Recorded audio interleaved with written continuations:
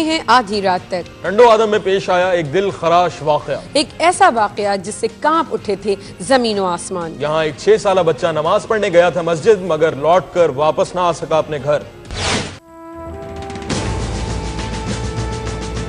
ये है टंडो आदम का महल्ला बोहराबाद। इस गली में मस्जिद के पास लगा है लोगों का रश। सब लोग नजर आते हैं परेशान, इनके चेहरों पर राज है उदासी का। इस घर में मौजूद हैं दर्जनों औरतें। घर में रखी है एक कमसिन बच्चे की लाश। लेकिन इस बच्चे के साथ आखिर हुआ क्या है? क्या ये शिकार हुआ है किसी हादसे का, या ये चढ़ा है दहशतगर्दी की भेंट? इस बच्चे के साथ कोई मामूली हादसा नहीं, बल्कि पेश आया है एक बड़ा सानहा। ये मासूम किसी दहशतगर्द का शिकार नहीं बना, बल्कि इसे मौत के घाट उतारा है इंसान नुमा एक भेड़िए ने।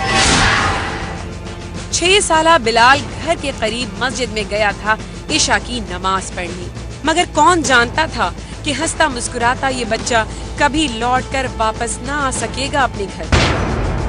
बिलाल के घर वापस ना आने पर शुरू कर दी गई उसकी तलाश, और काफी देर तलाश के बाद लोगों ने देखा एक दिलखराश मंजर। खून में लथपथ बिलाल पड़ा था मस्जिद की छत पर, और किसी जालिम ने काट डाला था उसका गला। नमाज पढ़ने के बाद बच्चा गायब हो गया।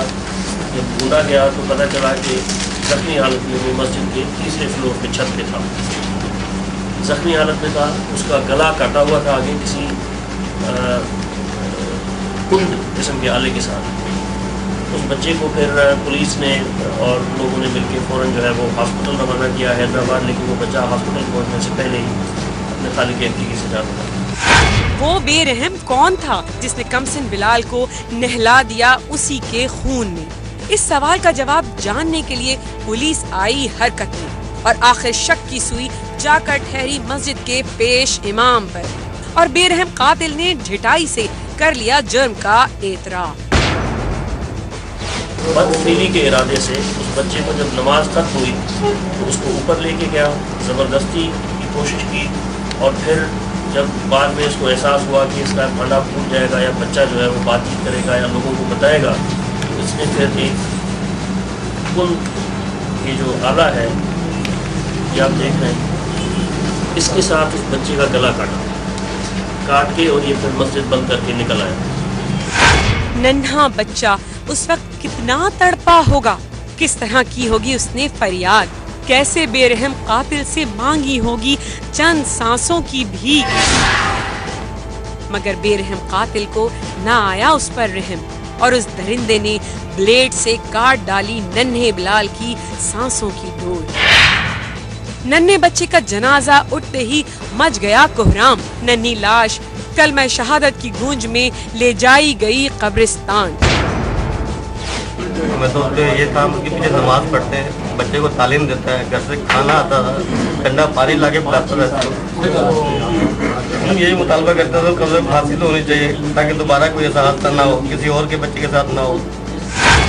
मंजूर करता है अपने जुर्म का एतराफ, साथ ही वो इंतहाई मक्कारी से बताता है सारे अमल को शैतान का किया धरा। बच्चे को ऊपर ले गया, जाके बिठाया, उसका इमामा उतार के साइड में रखा, और जो है उस वक्त शैतान मुझ पर सवार था। यकीनन जो मैंने ऐसी हरकत की, यानी कि उसका गले के ऊपर जो ये छुरी चलाई, तो अल्लाह ताला मुझे माफ़ फरमाए, मैंने बहुत बड़ी गलती की। जुर्म सबसे होता है, लेकिन मुझसे बड़ा जुर्म हुआ, मैं इकरार कर रहा हूँ ना। क्या इस दरिंदे का जुर्म है माफी के काबिल? क्या ये दरिंदा मुस्तहिक है किसी रियायत का? नन्हा बिलाल तो सो गया मनो मिट्टी के नीचे, और उसका बाप मांग रहा है इंसाफ, और सिर्फ इंसाफ।